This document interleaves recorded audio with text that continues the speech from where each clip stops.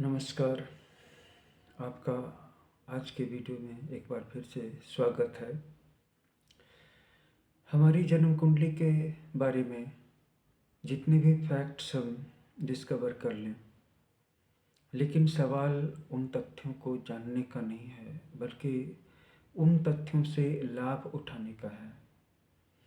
और उन तथ्यों से लाभ उठाने के लिए ये ज़रूरी नहीं है कि हम अपनी जन्म कुंडली के जितने भी फेटफुल या दुर्भाग्यपूर्ण फैक्ट्स हैं, जिनका निर्माण अशुभ ग्रहों के योगों से होता है, उनको एक रस्सी से बांध दें और खुद जो है भाग जाएं शुभ ग्रहों के योगों की तरफ। ऐसा करना संभव भी नहीं है। हमें शुभ और अशुभ इन दोनों ग्रहों के योगों से बनने वाली ऊर्जाओं, शक्तियों का सामंजस्य करना है। इसके बाद दूसरी बात यह है कि हम सब मनुष्य हैं और हम सब एक सीधी रेखा में चलते हैं।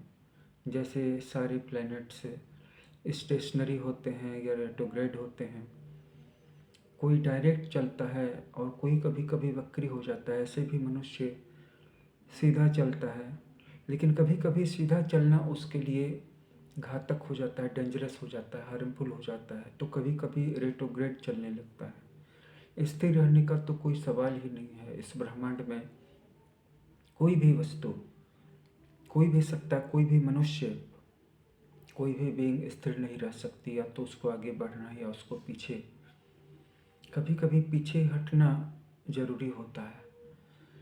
और लगातार आगे बढ़ने वाला, उसके एक्सटेंशन का, उसके मिट जाने का डर रहता है, खतरा रहता है। इसलिए कभी कभी व्यक्ति को लगातार आगे ही आगे नहीं बढ़ना चाहिए, कभी कभी पीछे भी हटना चाहिए। और ये ज्ञान उसको तब होगा जब उसके सामने ये कॉन्सेप्ट क्लियर होगा कि 3 तरह की ग्रोथ होती है। एक ग्रोथ है सरल रेखा में चलने की, आगे बढ़ने की, चाहे आगे बढ़ें या पीछे हटें। दूसरी ग्रोथ है नीचे से ऊपर उठने की, चाहे नीचे से ऊपर उठें या ऊपर से नीचे आएं। और तीसरी ग्रोथ एक एक्सपोनेंशियल ग्रोथ होती है कि एक बिंदु से सभी दिशाओं में, जैसे आतिशबाजी जब आकाश में जाती है और फटती है तो उससे हजारों स्टार्स चारों तरफ फैलते हैं। ऐसे ही व्यक्ति की एक सोच होती है कि मेरे जीवन में जो ग्रोथ होगी वो इसी तरह की ग्रोथ होगी, और अगर इस तरह की ग्रोथ नहीं है तो मैं बिल्कुल फेल्योर हूँ। ऐसा नहीं है। वो एक्सपोनेंशियल ग्रोथ हर समय नहीं हो सकती और सबके साथ नहीं हो सकती। वो एक्सपोनेंशियल ग्रोथ अपने आप कभी एक बार लाइफ टाइम में, एक बार 2 बार आती है किसी किसी के जीवन में, लेकिन वो अपने आप आती है। उसका संबंध उन सारे, आपकी कुंडली के सारे अच्छे और बुरे ग्रहों के मिलने से वो बनता है, लेकिन तब तक आपको रुके नहीं रहना है।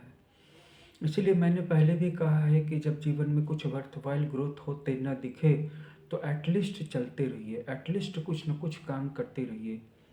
मजदूर बन करके भी काम करने में कोई दिक्कत नहीं है। मैंने पहले भी कहा, अपने घर को ही साफ करते रहिए, कोई नया स्किल, कोई नई स्किल, कोई नया ज्ञान अर्जित करते रहिए।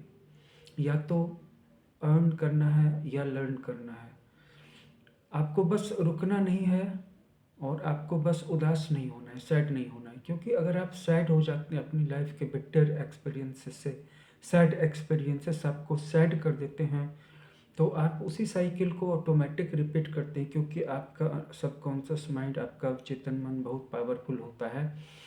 वह जिस चीज़ को अपने माइंड मूवी में प्ले करता है, वही चीज़ बार बार अपने आप को रेकर करती है, यानी कि रिपीट करती है आपकी लाइफ में। और जो कुछ भी हो रहा है यह हमारे माइंड का खेला है।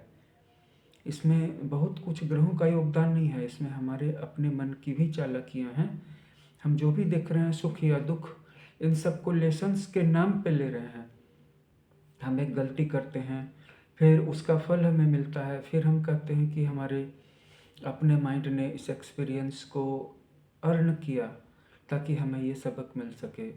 लेकिन फिर जब वो इतनी बात को जानता ही था कि उसके किसी भी कर्म का फल उसको मिलेगा ही, तो फिर उसको इस साइकिल में ही आने की क्या ज़रूरत थी? तब तो उसको ये भी पता होगा कि इस साइकिल से बाहर कैसे हो सकते हैं। लेकिन इस साइकिल से बाहर होना आपका उद्देश्य है, नीचे से ऊपर उठना आपका उद्देश्य है, या पीछे से आगे जाना आपका उद्देश्य है? आपका उद्देश्य इन्हीं दोनों में से कोई एक होगा, क्योंकि बार बार आप ये भूल जाते हैं कि you are not an angel, you are not a demigod, you are a human being, and you want to get an exponential growth, a blast of growth towards all directions, which is not possible because you are not a human being.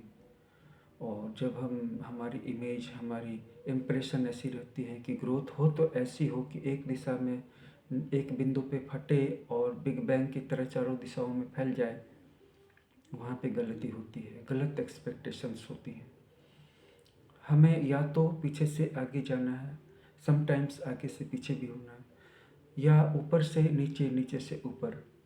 इसके अलावा हमारे पास कोई विकल्प नहीं है। एक और विकल्प है जो अनेक सारे लोग समझते हैं कि हम ध्यान कर लेंगे, हम शांत हो जाएंगे, हम स्थिर हो जाएंगे, हमें शांति मिल जाएगी। इस संसार में बहुत अशांति है, बहुत पचड़ा है, बहुत लफड़ा है, बहुत सारी उलझनें हैं, तो क्यों न हम रुक जाएं। आप रुकने की कोशिश करेंगे, प्रकृति आपको रुकने नहीं देंगी, ब्रह्मांड आपको रुकने नहीं देगा। रुकने वाले पे अटैक्स ज़्यादा आते हैं। अगर आपको शांति चाहिए तो आप दौड़ते रहिए, चलते रहिए, कार्य करते रहिए। और अगर आप रुकने की बात सोच रहे हैं तो ये कई जन्मों तक पॉसिबल नहीं है। जैसे जैसे समय गुजर रहा है, कई जन्मों तक आपको रुक करके, चैन से बैठ करके सांस लेने का अवकाश नहीं मिलने वाला है। अपनी जन्म कुंडली के मैसेज को समझिए, क्योंकि अपनी जन्म कुंडली में आपके जितने भी सारे प्लैनेट्स हैं, जितनी भी सारी राशियां हैं, वो कुछ न कुछ, कोई ना कोई मैसेज तो दे ही रही होंगी। कुछ ज्योतिष की जानकारी आपको भी होगी ही, इसी को तो समझना है। और जब हमारी अलाइनमेंट बिगड़ जाती है लोगों से, दोस्तों से, परिवार के लोगों से, अपने कलीग से, अपने क्लाइंट से, तो हम व्यथित होते हैं, हम दुखी होते हैं। इस अलाइनमेंट को फिर से ठीक कर लेना है और अपने आप को फिर से रीसेट कर लेना है। Thanks for watching.